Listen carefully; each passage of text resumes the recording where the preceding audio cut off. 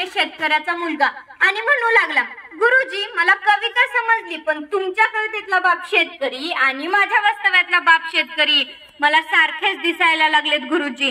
फक्त मला एक सांगा गुरुजी, तुमच्या कवितेतला बाप रात्रंदिवस कष्ट करतो, माझ्या आयुष्यातल्या जगण्यातला बाप सुद्धा रात्रंदिवस कष्ट करतो. तुमच्या कवितेतल्या बापाची कथा आणि माझ्या वास्तव्यातल्या बापाची व्यथा कधी बदलणार की तशीच राहणार? गुरुजी निरुत्तरित राहिले, प्रश्न अनुत्तरित राहिला आणि तोच अनुत्तरित प्रश्न घेऊन मी ते उभे आहे. नमस्कार, माझे नाव सोनालिका निचड. तुमच्या समोर विषय मांडते, शेतकरी राजाला खरंच राजासारखं वागवलं जाते का? मित्रांनो, या विषयाचा विचार करताना मला आठवतात ते संत तुकाराम महाराज, ज्यांनी 16व्या शतकात स्वतःकडे घाण असणारे शेतकऱ्यांचे 7 बारे इंद्रायणी नदीत बुडवून सर्व शेतकऱ्यांचे कर्जमुक्त केले. या विषयाचा विचार करताना मला आठवतात ते छत्रपती शिवाजी महाराज, ज्यांनी शेतकऱ्यांचे राज्य निर्माण केले.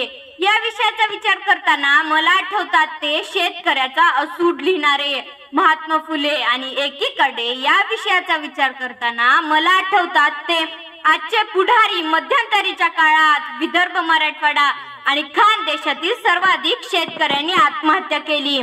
प्यावा वाटत नाही विषाचा घोट, प्यावा वाटत नाही विषाचा घोट, पण काय करावं मायबाप सरकार, या मातीच्या वासानं कधी भरत का हो पोट, कधी भरत का हो पोट. शेतकरी उभ्या जगाचा पोशिंदा, अन्नदाता अशा अलंकारिक शब्दात शेतकऱ्याचे वर्णन केले जाते. शेतात एखादे चांगले पीक आले की तो फार आनंदी होतो, त्या पिकाची कापणी करतो आणि ते पीक घेऊन तो या जगाचा उदरनिर्वाह करीत असतो. मित्रांनो, शेतकरी म्हटलं की आपल्या समोर 2 शब्द येतात आणि ते म्हणजे भिकेची तिजोरी आणि पैशांचा तुडोडा. काळी चिरून जात हो, कधी शेतकऱ्याकडे पैसा आहे असं ऐकलंय का तुम्ही? तरी तो उभ्या जगाचा पोशिंदा आहे. माझा दिलदार शेतकरी राजा सर्वांवर प्रेम करतो, पण बघा ना, निसर्गाची साथ नाही, नशिबाचा हात नाही. निसर्गाची साथ नाही, नशिबाचा हात नाही. दुष्काळाची अवकृपा काही पाठच सोडत नाही, काही पाठच सोडत नाही. आकाशात काय ढग जमू लागले की माझ्या शेतकऱ्याच्या मनात एकच आस असते हो, एकच आस असते आणि ती म्हणजे माझा हा काळा विठोबा कोसळणार, कारण त्याची पेरणी थांबलेली असते, कारण त्याची पेरणी थांबलेली असते. आज शेतकऱ्याजवळ सिंचन व्यवस्था असल्यामुळे कसं बस पीक येतो, पण ओल्या दुष्काळामुळे सगळं धुळीत मिळतं, सगळं धुळीत मिळतं.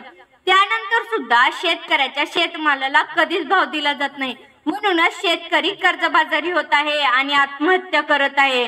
म्हणूनच म्हणते की या शेतकरी राजाला खरंच राजासारखं वागवलं जाते का? तर नाही. म्हणूनच शेतकरी राजा म्हणतो की खूप उंच उडा, चंद्रावर जा, सूर्यावर जा, खूप प्रगती करा, पण एक गोष्ट मात्र ध्यानात ठेवा, उंच उंच उडायला शिकवते ही माती, उंच उंच उडायला शिकवते ही माती, तशी खोल खोल गाडायला हिला नाही कुणाची भीती, हिला नाही कुणाची भीती. एवढे बोलून मी माझे भाषण संपवते. जय जवान जय किसान.